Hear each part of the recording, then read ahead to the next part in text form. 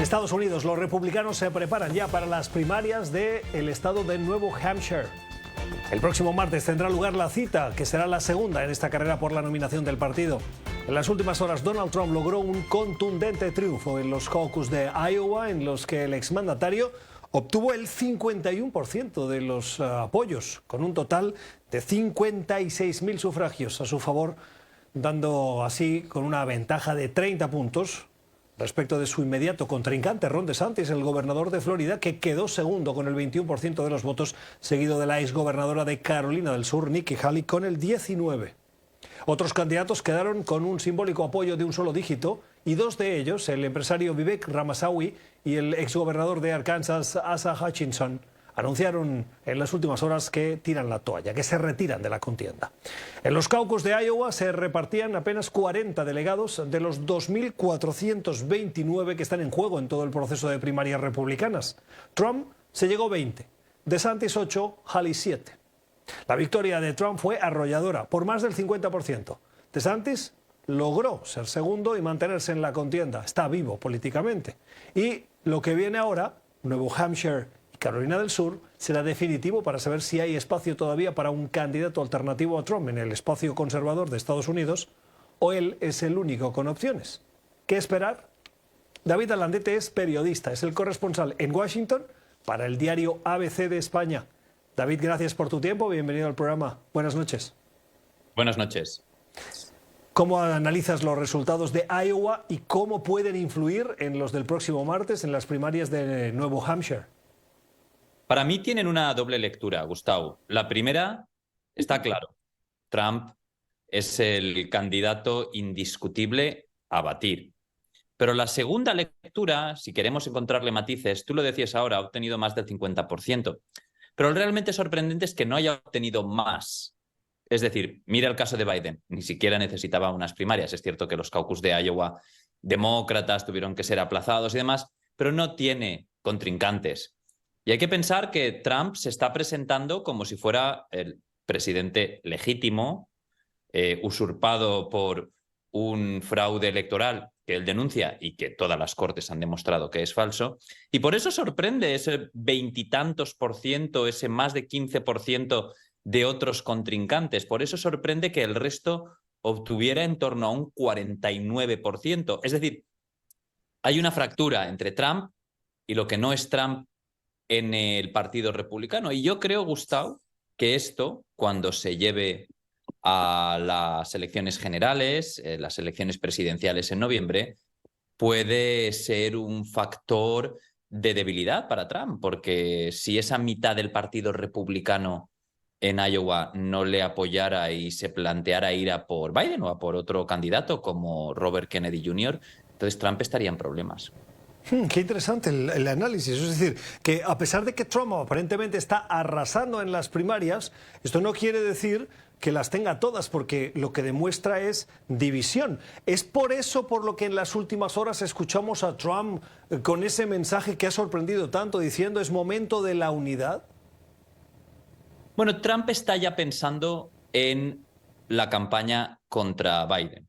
Por lo que yo he estado viendo estos pasados días y por su discurso y por lo que su campaña nos ha estado comunicando a los periodistas y corresponsales, Trump sabe que va a ganar y tiene que mirar más allá.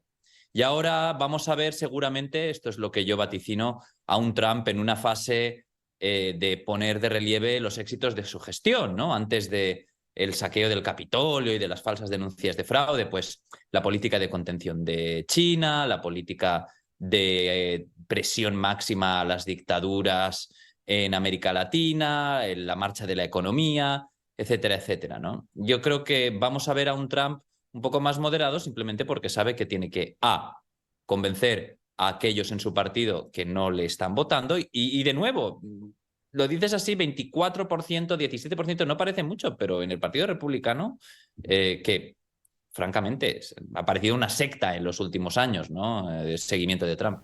Y luego convencer a los centristas que están con Biden va a ser una tarea difícil para Donald Trump. Las encuestas no se han equivocado de mucho. Sí hay un matiz. le daban a Donald Trump una victoria por alrededor del 50%, consiguió el 51%.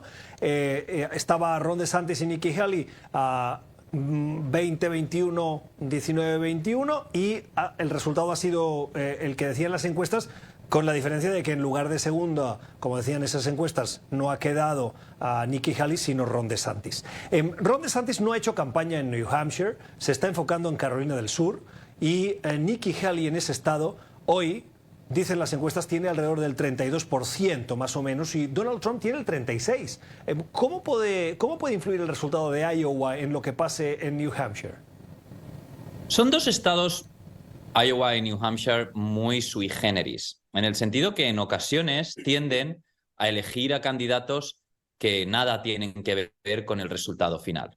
Disfrutan de esa posición de primeros en convocar a los votantes o los electores de primarias a las urnas o a los caucus, en el caso de Iowa. Pero bueno, te puedo decir una larguísima lista de gente que ha ganado los caucus o las primarias de New Hampshire que al final pues, ha pasado al olvido. Pues Rick Santorum, Ted Cruz, Pete Buttigieg. No es que estén en el olvido, pero vamos, no han sido candidatos finalmente, ¿no? Lo que comentabas de DeSantis tiene sentido, y es que recuerda, Gustavo, que hace 4 años Joe Biden se consolidó en Carolina del Sur. Por todas las circunstancias de votación y de calendario, Iowa y New Hampshire no son representativos. Son dos estados muy pequeños, con un microcosmos político muy endogámico. Y cuando los candidatos se ven de verdad con un estado que se parece más a la composición cultural, social, racial del país, eso es Carolina del Sur. Y ahí, te digo, Biden logró el apoyo de, digamos, la comunidad negra, del Partido Demócrata en ese estado, y ahí se consolidó. Yo creo que el gobernador DeSantis de Florida, que además es un estado cercano, sabe perfectamente que una victoria parece imposible en este momento y no creo que la consiga, pero le catapultaría hasta lo más alto, ¿no? Ya. Quien está dando por hecha esa victoria en el Partido Republicano es Joe Biden. Parece que Biden como que está rezando a Santa Rita, la patrona de los imposibles, en este caso bastante posible, para que sea Biden, para que sea Trump, ¿no? Porque es como la última carta que puede mantenerle en la presidencia a Biden. Es decir, si Biden no se enfrenta a Trump, tiene muy pocas opciones. Yo estoy convencido, Gustavo, de que hay un matiz importante a lo que tú has dicho ahora, ¿no? Que es que yo no estoy convencido de que Biden no quiere presentarse por presentarse. Esto es una impresión mía, ¿no? No tengo ninguna información dentro de la campaña de Biden, pero yo creo que Biden ha tomado las riendas del país en una circunstancia bastante complicada. Hubo un saqueo, una insurrección que están analizando ahora los juzgados. Ha mejorado la marcha de la economía bastante. Es verdad que tiene una crisis migratoria antológica. Pero yo creo que Biden, si no fuera Trump el candidato, creo que daría un paso atrás.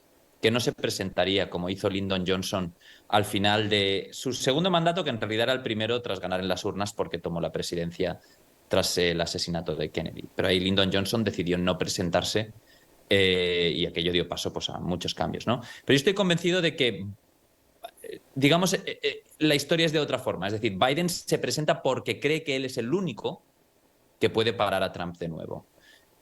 Si no fuera Trump el candidato, yo creo, y de nuevo esto es mi opinión, creo que Biden daría un paso al lado y dejaría que fuera, pues no sé, Gavin Newsom de California o Gretchen Whitmer de Michigan quienes se presentaran. Siento que estamos en ese bucle en el que ya vivimos los medios y muchos periodistas y analistas en aquellas elecciones en las que hablábamos de Trump como como constantemente como destacando más las opciones que hay de que acabe no siendo cuando acabo siendo. ¿Podemos estar en una narrativa similar? Quiero decir, estamos fijándonos en ese porcentaje de votos que se le pueden escapar en una contienda electoral de los centristas y de los antitrumpistas dentro del movimiento conservador. Estamos hablando de que si Joe Biden es capaz de aglutinar a aquellos para defender la democracia más allá de los valores del partido. Y te comparto, la noche electoral en la que ganó Trump, yo tenía el mapa de los resultados y estaba constantemente explicando las opciones que tenía Hillary Clinton. Y a medida que avanzaba la noche, yo mismo no daba crédito a que aquello iba hacia la victoria de Trump. Y yo me esforzaba en explicarle a la audiencia, cuidado porque en este estado Hillary Clinton puede ganar y aquí... Y cada minuto que pasaba se iba desmontando cada uno de los argumentos que iba explicando, hasta que al final dimos la noticia: Donald Trump va a ser el próximo presidente de Estados Unidos. Hay como matices, ¿no? Y hay matices que son muy importantes, pero esos matices al final acaban, digamos, imponiéndose en muchos casos, ¿no? Es decir, lo que quiero decir es que puede ser que no nos creamos ahora que unos cientos o miles de votos en 3 estados, por ejemplo, Michigan, Georgia o Arizona, basten para proclamar a un presidente, pero así fue en 2016 y así volvió a ser en 2020, ¿no? Yo creo que hay que ser muy claros siempre explicando a aquellos que no están tan familiarizados en que el voto popular y las encuestas de intención de voto no significan nada. Y con esto quiero decir, Gustavo, aunque ahora veamos las encuestas a nivel nacional que una mayoría de estadounidenses votaría a Trump en este momento, eso no quiere decir nada. Al final serán Georgia, Michigan, Pensilvania, Arizona quienes podrán decantar la balanza hacia un lado o hacia otro, como ha sucedido en las últimas 2 elecciones, por cierto. Por eso ahí es donde se van a centrar los esfuerzos de los candidatos una vez hayan sido escogidos en lo que será propiamente la campaña electoral en los estados clave. Es David Alandete, es periodista, es el corresponsal de ABC, el diario ABC de España, aquí en Estados Unidos. David, siempre un gusto tenerte. Gracias. Feliz noche. Muchas gracias.